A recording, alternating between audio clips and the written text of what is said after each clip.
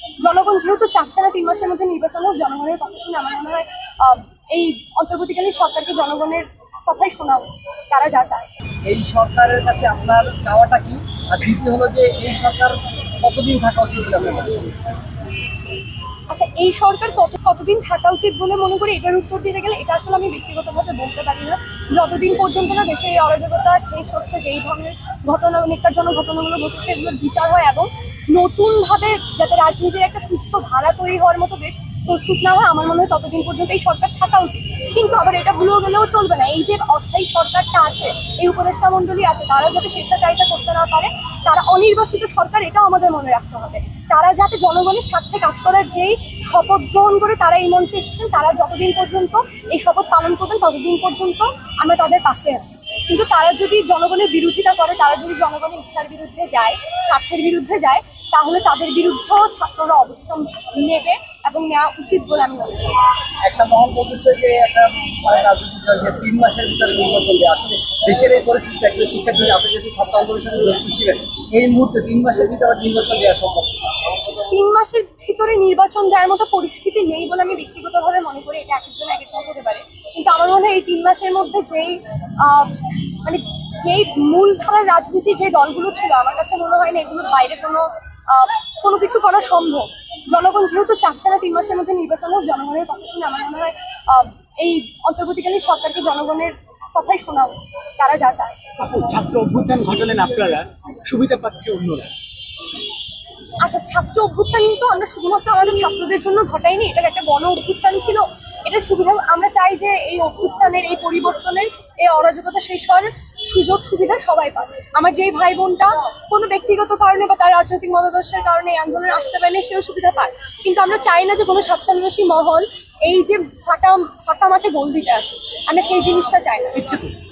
আচ্ছা, দিচ্ছে সেগুলো এই যে সাম্প্রতিক যে দাঙ্গাগুলো তারা বাঁধানোর চেষ্টা করতেছে, তারপরে এই যে চাঁদাবাজি, ছাত্রলীগ যা করতো, আওয়ামী লীগ যা করতো, এই চাঁদাবাজির জায়গার যে শূন্যতা তৈরি হয়েছে, চাঁদাটা নিবে কে? বিভিন্ন টোল প্লাজায় যেখানে ছাত্র দল বা আরো এই ধরনের সংগঠনগুলো চাঁদা নেওয়া শুরু করতেছে, এই জিনিসগুলোর বিরুদ্ধেও কিন্তু আমরা কথা বলতেছি এবং শক্তভাবে অবস্থান নিয়েছি। আমরা কোনোভাবেই চাই না যে একটা সন্ত্রাসী সংগঠনের বিপরীতে গিয়ে আরেকটা সন্ত্রাসী সংগঠনের অভ্যুত্থান।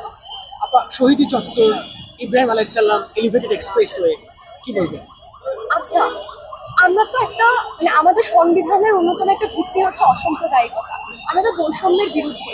এখন অসাম্প্রদায়িকতা বলতে আমি ব্যক্তিগতভাবে যা বুঝি, আপনি যেই সম্প্রদায়েরই হন না কেন, আপনি সেটার জন্য কোনো আলাদা সুবিধাও পাবেন না, আবার কোনো আলাদা অসুবিধাও পাবেন। এখন এই যে সাম্প্রদায়িক যে জিনিসগুলো, আমার কাছে মনে হয় এটা একটা স্বার্থান্বেষী মানে মহলেরই কাজ, যে তারা বাংলাদেশকে যেভাবে সাম্প্রদায়িক রাষ্ট্র হিসেবে বিশ্বের দরবারে উপস্থাপন করা হচ্ছে, ওই জিনিসেরই একটা অংশ হিসেবে তারা এইসব জিনিসগুলোকে, এই যে শহীদ মিনারের বিপরীতে এই আরবি ক্যালিগ্রাফি অনেক জায়গা থাকতে এখানে কেন, বা এই ধরনের আরো এই যে নাম পরিবর্তন, এই জিনিসগুলো এই মুহূর্তে না করে আমরা কিছুদিন অপেক্ষা করি। শাপলাতে যে ঘটনা ঘটেছিল 13 সালে, জিনিসটা খুবই নেককারজনক। আমাদের অনেক মাদ্রাসার ভাইরা মারা গেছে, তাদের সম্মানে যদি কোনো কিছু করার দরকার হয়, সেটা আমরা আরো কিছুদিন পরে করি। আমার মনে হয় এটা ঠিক সময় না।